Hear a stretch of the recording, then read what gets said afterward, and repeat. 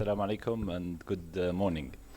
I just want to warn everyone here that this is very sophisticated, techie session. So those who are not certified in cybersecurity, please, you have the time actually to leave. Okay.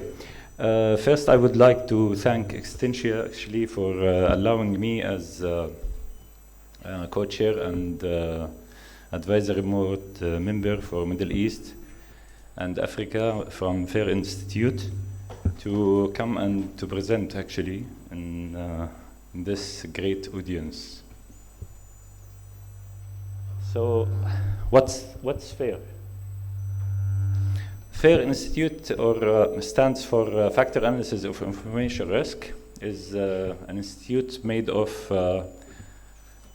let's say a huge number of risk managers, cybersecurity experts, and also business executives. And we have one mission. So our mission actually is to develop and to promote best practices, cyber risk and risk management practices, where both the business leaders and the cybersecurity leaders can work together to do something that the minister yesterday mentioned, and it's the first time actually I hear this from a minister in one statement, that he wants to promote the digital transformation and also to make it secure. So this is actually our mission in the FAIR Institute, and our FAIR model, or you're doing this? Okay, so go back. So this is not working? I'm not the one who's controlling the presentation. Okay, so our model, we call our model secure. So I'm not in control, guys. I thought that I'm clicking. Okay, so our model is the factor analysis of information. Yeah.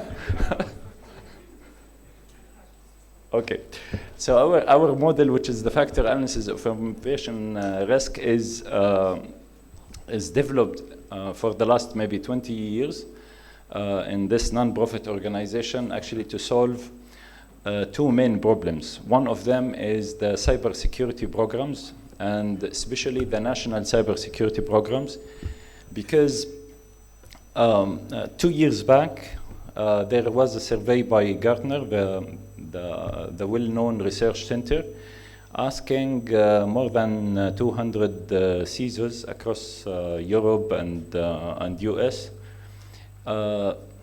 one question, which is, do you believe that you are having a good cybersecurity program? Only 60% they said that yes, we have a good cybersecurity program. And when they asked them the second question, which is, do you believe that your cybersecurity program is defensible? Only 10% of those said that we have a good and defensible cybersecurity program. So what's the meaning of defensible? Defensible means that you can defend your situation as a CISO or a CIO in front of your leaders, shareholders, regulators, stakeholders, customers. So in cybersecurity, we know whatever you will be doing, you will be attacked. And when you will be attacked and hacked, you need to defend your position that Mr. CEO, or let's say Mr. Regulator, I did 1, 2, 3, 4, 5, and within my capacity, within my time, I had this attack, and your leader, your regulator will say, yes, you did your best. That's why only 10% of those surveyed answered with yes.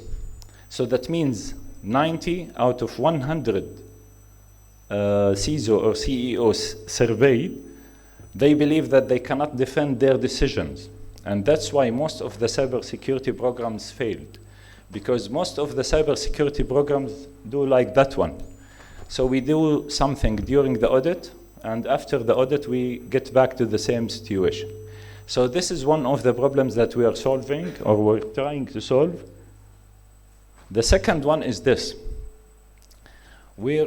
solving the problem, or actually our mission is to solve the problem, which is the communication problem between those guys, the CEOs, the board members, and this poor lady, which is speaking Greece, and it's not the terms that those CEOs and CFOs understand, or the regulator. Because as I said, most of us believes that the cybersecurity is a very techy, sophisticated things. We keep talking about SIM solutions, XDR, NDR, SAPSA, CAPSI, and many things like this, which is nothing to be understood by the business leaders. And also, from my opinion, they shouldn't. So this is our mission in, one by one.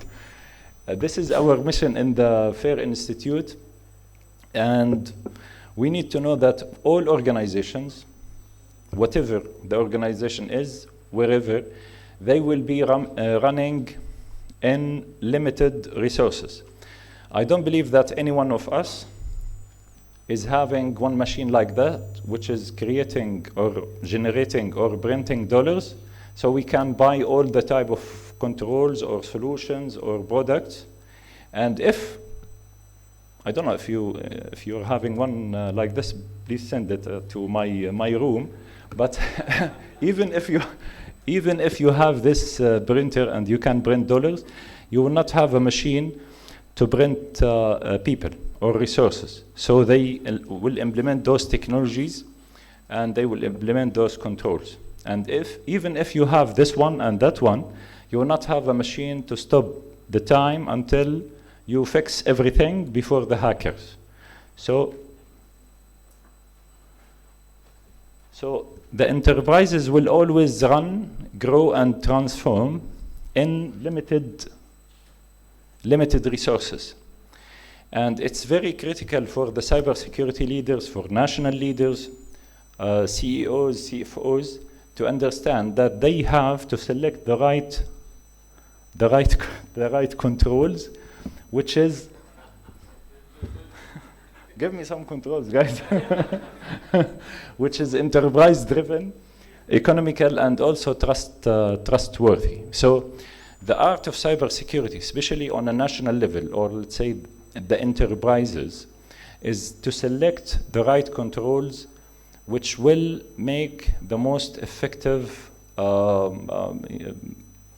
procedure, activity, initiative to reduce the national security index, or mature the national security index, or to reduce the risk. So our FAIR model consists of two wings. The left wing, which is there, is mostly the cybersecurity leaders understand the technical. No, come on. Yeah, I have delays here.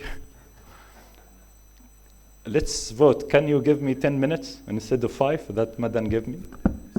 6? Okay. Then you need to click faster. So that one is where the technology leaders understand the vulnerability, activity, and those type of things. The right wing is where we understand, differentiate the business impact. As a FAIR Institute, we are having more than 14,000 members worldwide, and we are having 23 local chapters. Yet we didn't have any chapter in Africa, but I'm interested actually to help governments in Africa to establish chapters, and this is part of our missions. The FAIR Institute is and the model is part of the standard of the Open Group. It's adopted by NIST and ISO 27 and many others. And it's enabling cyber risk economics. Back to the security. How bad is it? Is it really bad, cybersecurity impact? Yes, it's very bad, because last year 2.2 trillion is the cost of cybersecurity criminals, or sorry, attacks. And the director, National Intelligence, reports that cyber risk is larger than the USA, larger than the international terrorism, and as you know, most of the governments are successfully and frequently attacking each other.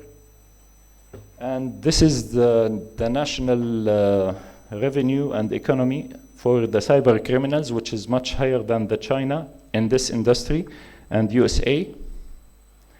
And as we said yesterday, maybe 86% of the cyber attacks are economically driven. Let's go.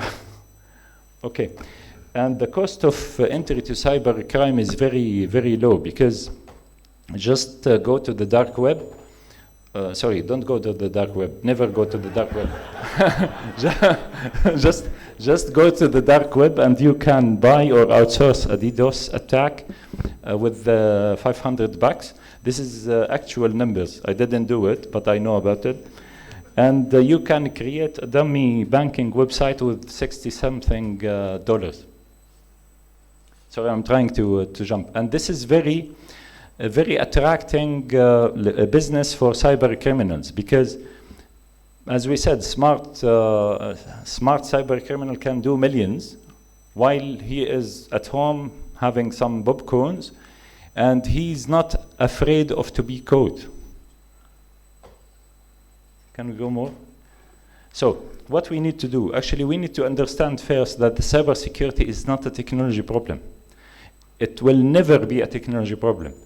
It might be introduced by a technology entry, but it's not a technology problem. It's economy by itself. It's a national interest, and there should be different type of elements to be collaborated together. One of them is the technology, where we will listen, of course, to the technology people, companies, vendors who's providing us antivirus, some solution, whatever. This is perfect, but we need also the government to understand this on a national level. And the most important is to complete this with the economy part. I mean, the economists is a critical part of fighting against the cyber criminals, and to increase the, can you add more?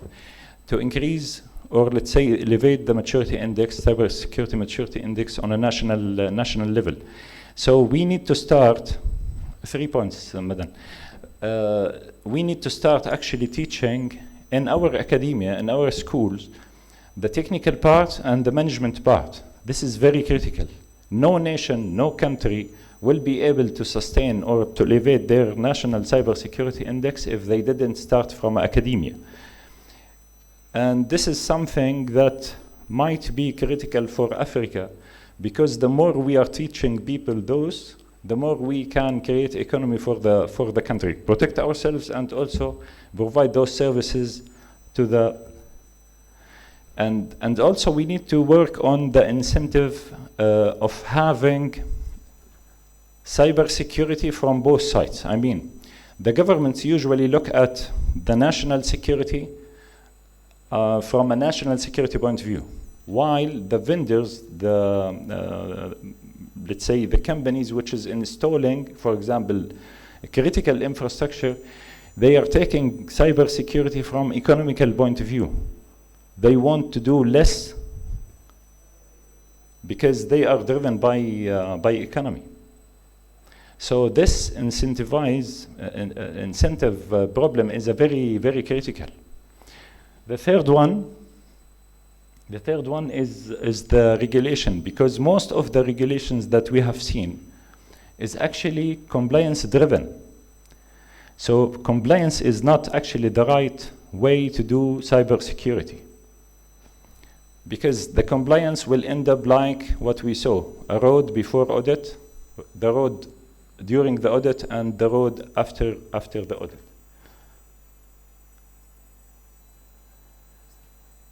One more. Sorry, I have a lot, but Madan actually will kick me out now. Can you go more? So most of the cybersecurity procedures, even on a national level, they go with this, which is doing risk management in high, medium, low, or the traffic light. Unfortunately, this is very subjective. And that's why most of the national cybersecurity leaders, even the CISOs in the large enterprises, they cannot actually defend their program, because they depend on high, medium, low, or green, yellow, While the best practice for, and this is very subjective, because if I asked you, is this car fast or not? And how much it's fast? We know that they are a fast car, but how fast are they now? This is difficult to be answered because there is no measures, there is no gauges in front of you. The driver knows his speed, but you, while looking, you're very subjective. You're having in your mind that this is a fast car, so you are expecting this to be very fast at this.